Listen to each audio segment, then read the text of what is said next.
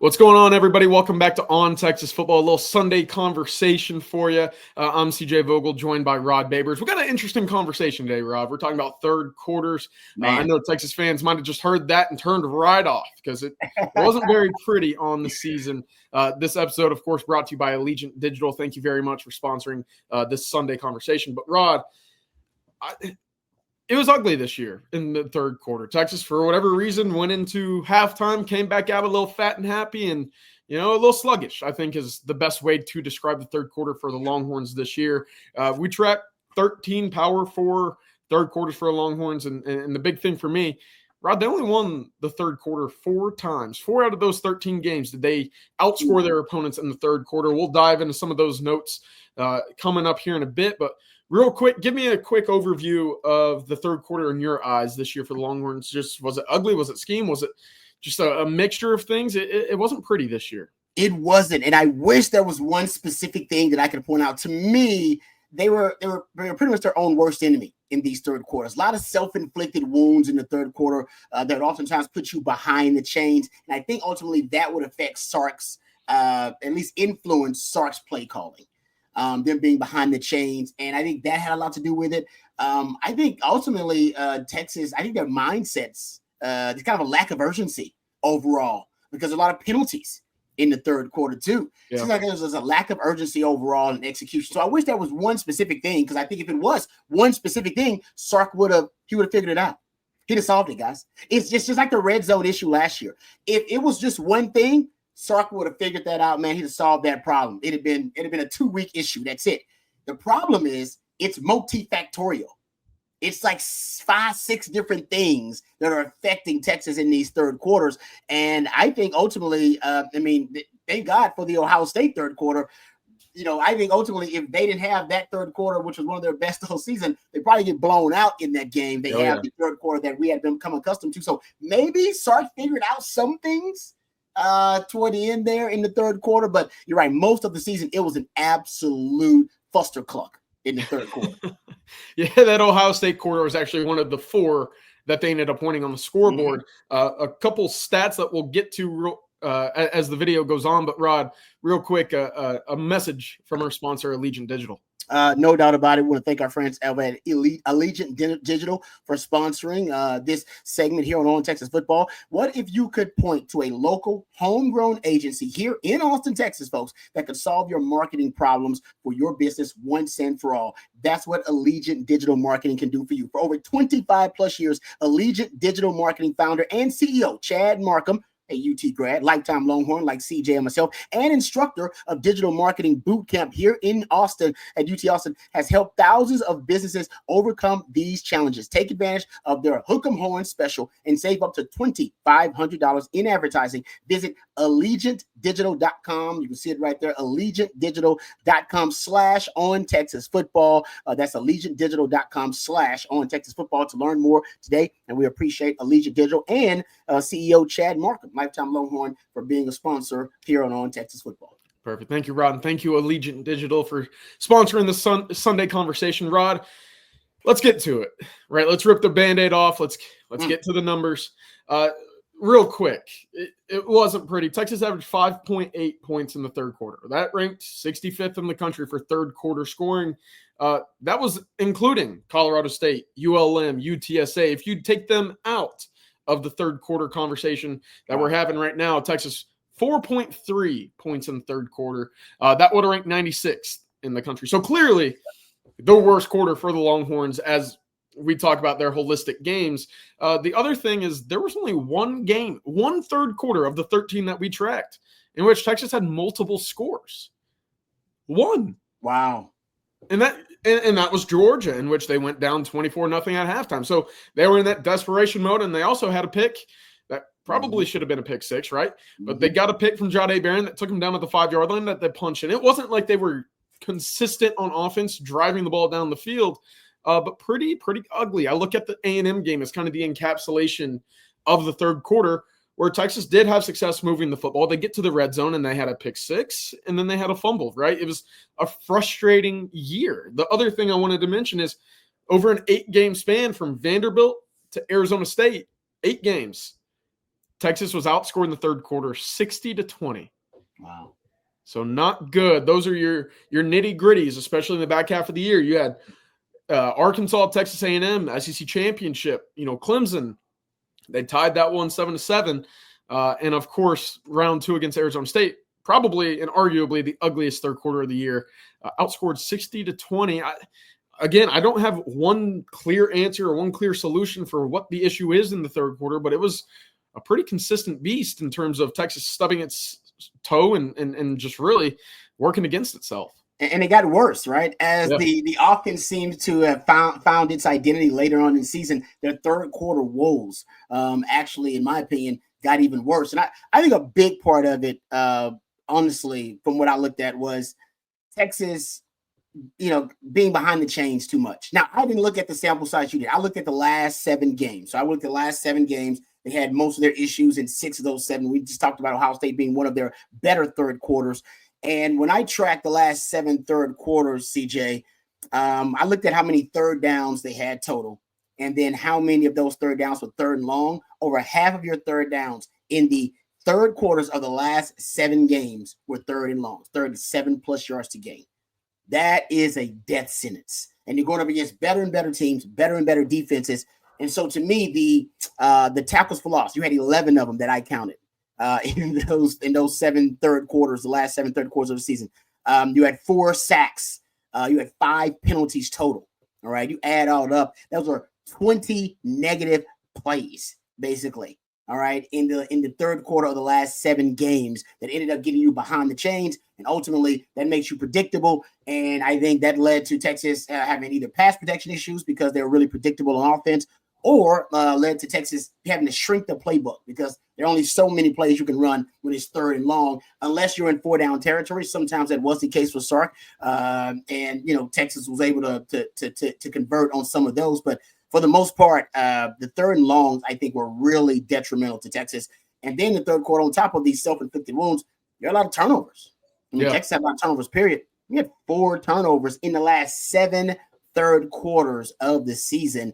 3 fumbles lost, and interception you had in there. One was returned for, a couple of returned for touchdowns on you. Actually ended up being a pick 6 and a fumble return for a touchdown. That's problematic. I mean, those are disastrous situations in the third quarter. So I think Texas, if they just played cleaner, even if they're not necessarily excelling and being very prolific offensively, if they just played cleaner, fewer penalties, fewer negative plays, fewer turnovers, I think you'll see the third quarter at least improve somewhat for Texas. I don't know if they become elite in the third quarter, but they would go from being one of the worst third quarter teams in college football, which they were, as you just gave the numbers, to at least being average to above average. I totally agree. And I think a large part of that, to your point, is getting that run game going, because too often throughout the third quarter, you saw the Texas run game go for about nothing, right? Yep. There were games, especially, look, I got some of the numbers here, some rushing averages for Texas in specific third quarters against teams this year. Oklahoma, 0 rushes or 0 yards per rush. That was 5 rush attempts for 0 yards. You look at Arkansas on the road, a game in which Texas actually figured out in the fourth quarter how to move the chains for that 7-minute drive, but 1.8 yards per rush. You look at the SEC championship, how about negative 2.3 yards per rush? Arizona State, negative 0.6 yards per rush. It was ugly, right? And it was rocky to get to that point because early on in the year, Texas had some success. They had 8.5 yards per rush in the third quarter against Michigan, 6.6 against Mississippi State. Those are your first 2 third quarters that you really got tested in against P4 opponents. And you had some relative success, right? 8.5, 6.5. You take that success. Mm-hmm. But for whatever reason, Texas would just get hit really hard in the mouth in the third quarter, especially in the run game.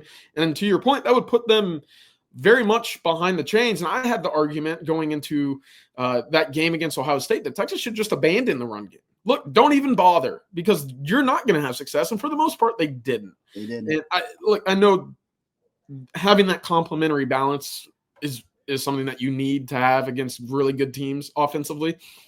But by the end of the year, Rod, especially in the third quarter, I was sitting there saying, get rid of it.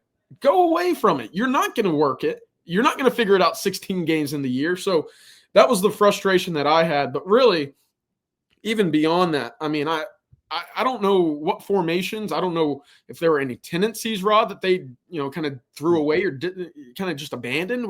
Was there anything that stood out to you in terms of motions, targets to motion, or anything like that Texas just kind of avoided in third? Yeah, I went and looked at it because I'm all about the conceptual signatures and the cheat codes, and I always say Sark's offense is just, guys, it's an amalgamation of cheat codes. It's just a gumbo of cheat codes, pre-snap motion, targets to motion, a lot of funky formations, a lot of misdirection. I mean, he just throws that play action pass, RPOs. He just loves to compound these cheat codes and try to overload the defense, overload the circuitry of the defense, almost and force them to make mental mistakes, give them too much to process at one time. And so I track these things individually. And what I found in the third quarter, I say the last 7 games, right? The last 7 games in the third quarter, the last 7 games, went back and watched them all this morning, watched all those plays, and went back and tracked them all. And I found that some of you guys have heard me talk about these ad nauseum, some of the cheat codes that I love and the conceptual signatures I love that are disproportionately more successful than others, really high success rates, really high explosive play rates. You guys know I love targets to motion, big fan of targets to motion, talk about it all the time. I went back and looked at the third quarter. Texas really successful in targets to motion in third quarter. 82% completion percentage. You're at 8 yards per attempt. Nothing to sneeze at there. But I did see your third quarter average in the last 7 games for targets to motion drop from your season average. Not significantly. Your season average, you're close to 14%. Third quarter in the last 7 games, you're about 10% in targets to motion. So that's significant enough. And you say, well, that's not that big a deal. Well, do you know the most successful concept for Texas versus Georgia? You talked about the first Georgia game and then the second Georgia game. The first Georgia game, Texas was 5 of 7 on targets to motion, including that touchdown. Isaiah Bond. So it was their first one. And so really, Sark, that third quarter, he found targets to motion. He figured it out. And he picked up in the second game, the SEC title game, where he left off in the first game. He figured out targets to motion in the second half of the first game because they play a lot of man coverage and they have different rules for guys to motion. So in the second matchup, SEC game, he had 13 targets to motion in that game. It was 10 for 13 throwing targets to motion. So he figured it out, right? So my point is Sark knows these things work really well, especially in certain situations. But when I looked at, targets to motion in the third quarter of the game versus Georgia, you go look at it, you had 3 in the third, and they were explosive plays. Well, not 2 of them were explosive plays, 3 in the third. And targets to me. So I think and Ohio State, by the way, targets to motion versus Ohio State. I went back and looked at my notes for Ohio State. You were 7 of 9. You had 3 explosive plays, targets to motion. But do you know how many you had in the third quarter versus Ohio State? I want to say 0, just for the sense of the conversation. No, you're right. No. You had 3 targets to motion. So he did pretty good in that third quarter versus Ohio State. I tracked. So my point is, he knows these things work. Yeah. Right. And that was one of your reasons that Ohio State was a good third quarter. Right. Because you were using some of the concepts works. Go back to multi-motion. Another concept. I won't go through all these because I know we don't have enough time. But multi-motion is when you have more than one player in motion on a play, or one player moving multiple times on the play. Okay. And I've been tracking it because I'm trying to figure out why Sark doesn't increase his levels of pre-snap motion if all the indicators and analytics say that pre-snap motion improves yards per attempt, yards per rush. It improves everything.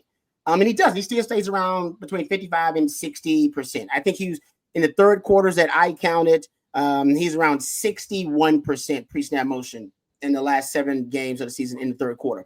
And that's close to his average. My thing would be you should increase that even more. So I look at multi-motion plays. I think that's his way of being extreme, just put more players in motion or put a player in motion multiple times. I looked at multi-motion plays and I looked at, and by the way, your multi-motion plays, you're killing it this year, period. It's one of your most explosive weapons is multi-motion plays.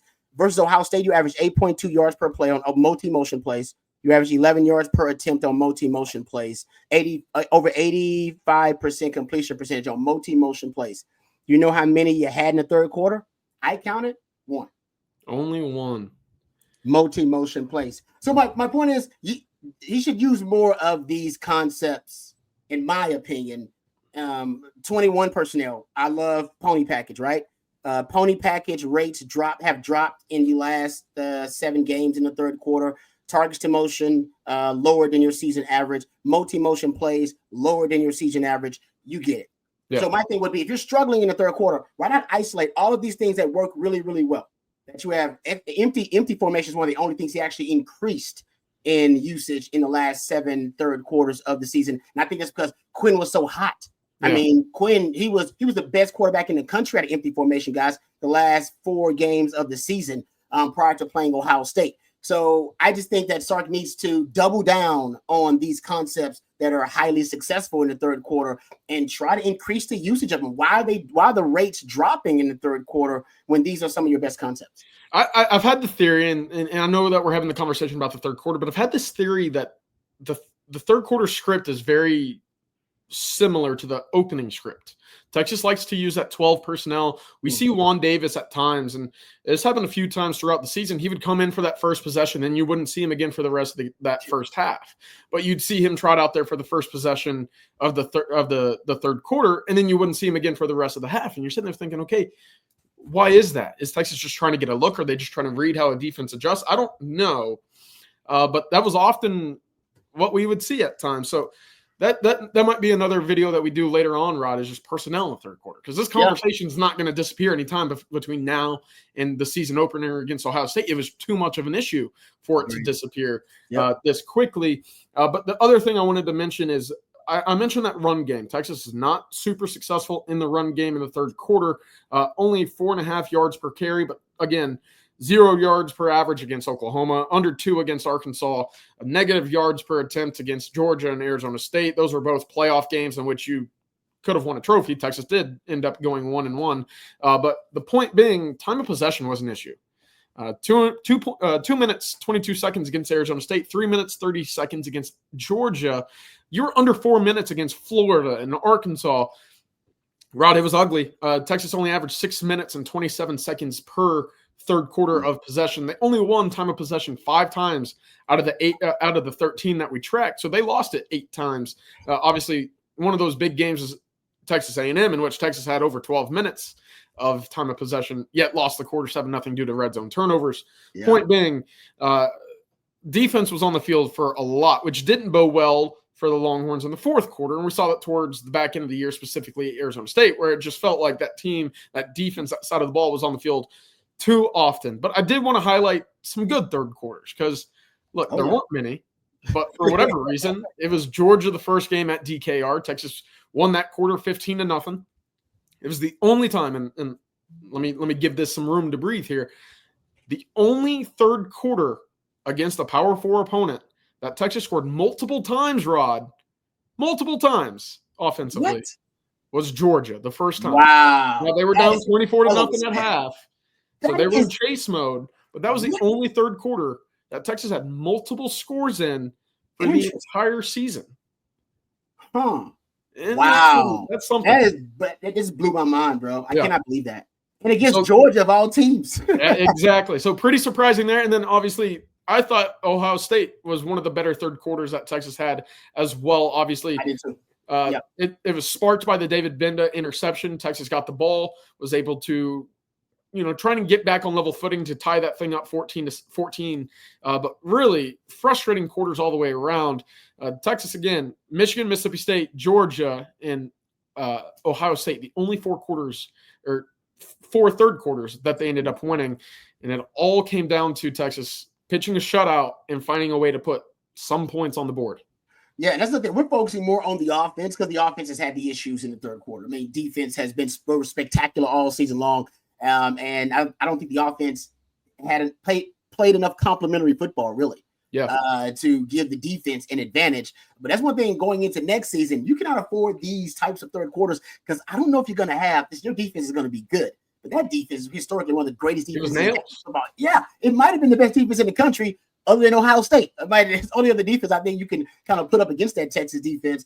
They held their own in that game as well. You're not going to get this kind of margin for error next season. You just won't. So the self-inflicted wounds, the turnovers in the third quarter, that's something Texas has to clean up. And honestly, I think a lot of it's on Sark. I think Sark's going to do another deep dive and try to figure out exactly what's going on with their third quarters. And honestly, the truth is, and I love Sark, you guys know that, I think it's a man in the mirror moment. I think a lot of it's him. I think a lot of it's him. And he said the same. By the way, I remember saying this about the red zone offense last year, and I remember saying, I think a lot of it's Sark. I'm saying, unfortunately, I think a lot of it's Sark. You got great personnel. You got NFL caliber players. If we include this year's NFL draft class from Texas and last year's, guys, you're basically gonna end up with like 10 NFL guys on the field at one time. I mean, talent was not the issue. No, it's not the issue at all. That's exactly the conversation. Is like, look, Texas is littered with NFL talent. Loaded. Why are they struggling in the run game? Why are they struggling in the red zone? Why are they struggling in third quarters? I think it's a little bit beyond just the guys on the field. And I think, but this is why I love Sark. Sark was very upfront and forthcoming last season. He said, first of all, he proved my theory because he said, hey, it's tough without Bijan and Rojo. He literally said that. All right. So it's the post Bijan Rojo hangover. We're talking about red zone here now. But he also said, at times myself, I question my play sequencing, the play calling at times. He said it was me. He said basically a lot of it was on me as a play caller.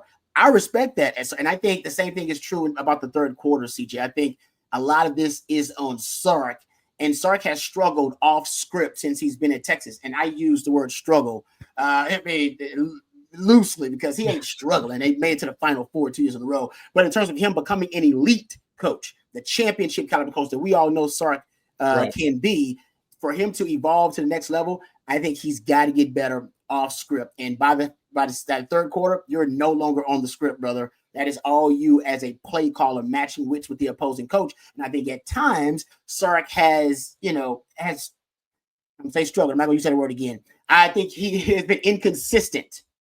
Trying to find out who he is as a play caller situationally, red zone, goal line. And I think coming out of the third quarter too, I think it's something about that third quarter with him. Does he go back on the script or does he go with the adjustments that he has observed and then, try to win the chess match from there? I don't know if Sark is really sure about that. And maybe he needs someone that he trusts that can help him be another voice in his head. Maybe it is AJ Milwee. Maybe it is Kyle Flood. My suggestion has always been, let somebody, if the script is the script, and you got a 20 to 40 play script, which has been reported for Sark, and you practice it all week long, do you have to call the script, or can you come in and veto if a situation arises, a turnover or a negative play, that you can come in and then call the play that you want?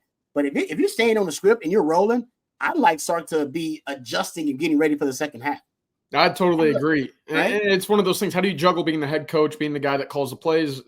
I'm not going to get into the conversation of whether or not Texas needs to find a different play caller, because I think it's worked, right? Texas has been a top 15, top 10 offense over the last 3 seasons. So we're nitpicky here, but of course, when you have the talent, this is what's at least the roadblock at the moment. Yep. But Rod, I got one more real quick point I wanted to make about the third quarters.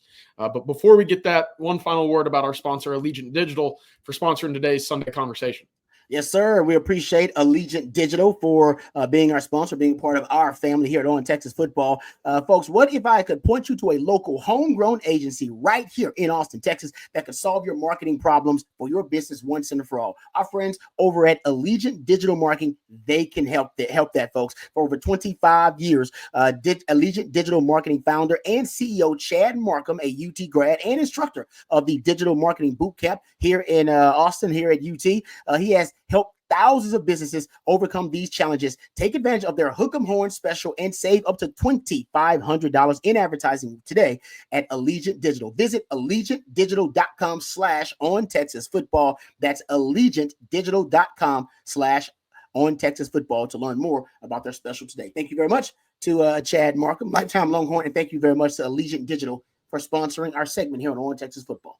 Perfect. Thank you, Allegient Digital, and thank you, Rob, for that read. One last thing, and maybe we'll throw this up to a poll in the chat because I think it's worth the conversation. That's why we're having it. What was the most frustrating third quarter for you? I have my answer, but I have a few options here for the Longhorns. I know what it is. I know what it is. It's easy. Mine is easy now. It should be pretty easy, but I think we got the same one. I bet we got the same one. I've got a few here for you. Okay. Texas against Oklahoma. How about 13 yards on 10 plays in that third quarter? Not great. Against Arkansas, you lost the quarter 7-3. You had 39 yards on 9 plays, and you only had the time of possession for 3 minutes, 31 seconds.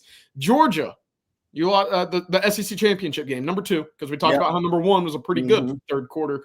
You lost that third quarter 10-0. You had 16 yards on 9 plays. Pretty ugly. Texas A&M, you actually had 159 yards. You won the time of possession 12-3, but you lost the quarter 7-0 because of a pick 6, 2 turnovers in the red zone. But Rod, this is my answer. Arizona State in Atlanta. You lost the quarter 5-0 because of a safety that you had backed up in your own end zone. 11 yards on 6 plays. Rod, that 11 yards, all of them came on 1 play. The very last play of that third quarter was a pass to Silas Bolden for 11 yards. That's my most frustrating third quarter. But let me know what you got. Type it down in the chat as well, because I want to hear. I'll be in the conversation. What stood out to you, Rod? Final question for you. Most frustrating third quarter. Yeah, we got the same one. That Arizona State was UGLY, man. That was ugly. You had a safety in there, too. The play colors, you didn't get the ball enough. And in your defense, actually, that's one of the games your defense struggled in the third quarter a little bit, too. That's one thing we're not used to seeing.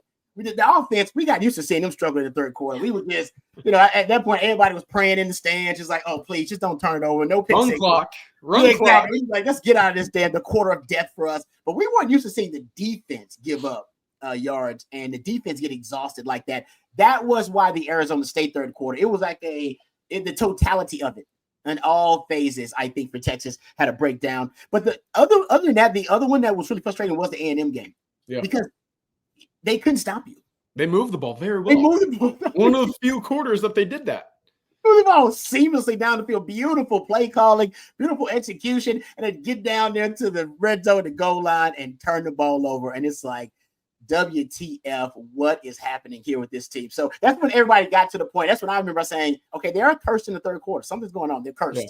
This is a third quarter curse because you don't play that. Remember the Kentucky game was kind of like that too? So I'm with you. I think, going forward, I'm glad they ended the season on a good third quarter note with the Ohio State game. Hopefully that means Sark has learned some things, but there's no doubt it's a multifactorial issue for Texas, and they got to fix it. And it's something Sark's got to look in the mirror about too, because I think a little bit of it is on him. I agree. So, look, that's been one thing that Texas and its staff has been very good at, Rod, is finding some sort of resolution to an issue from a year before, right? It was third downs getting off the field in 2022. Texas became the best third down defense in all of 2023. In 2023, it was, look, how do we score in the red zone? For the first half of 24, it was spectacular. Great. And then the wheels kind of fell off again. This year, obviously, the conversation is third quarters because, as I mentioned, there was an 8-game span in there in which you were outscored 60-20 points in 8 games, Rod, in one specific quarter. Do the quick math there. What is that, about 2.5? That's crazy. For this offense, how many guys you about to get drafted? Yeah. So we'll see. Normally, Texas is very good at finding a remedy for what has been an issue in the year before. Can I just say this? What I think one of your remedies may be for a lot of this stuff, and I think Longhorn fans are hoping that is the case, that it is just a different offense altogether with Arch Manning. And he boost the running game because he's a dual threat quarterback. The running game can solve some of your red zone issues. Running game domino effect. Yes, it could help you and on the goal line as well. And then maybe all that helps the third quarter. So maybe just insert Arch and everything's okay. Maybe it's in there like this. Because who knows? Of course, we got to wait 8 months basically to see this in action. You got quite the test when that 8 months is up and you're back on the field. So that third quarter, I specifically will be looking under a magnifying glass to see how Texas comes out. But Rod, thank you very much for your time today talking a little third quarters on this Sunday conversation. For Rod Babers, for Allegient Digital, I'm CJ Vogel. Thank you for watching, and y'all have a good Sunday. Hook 'em. Hook 'em.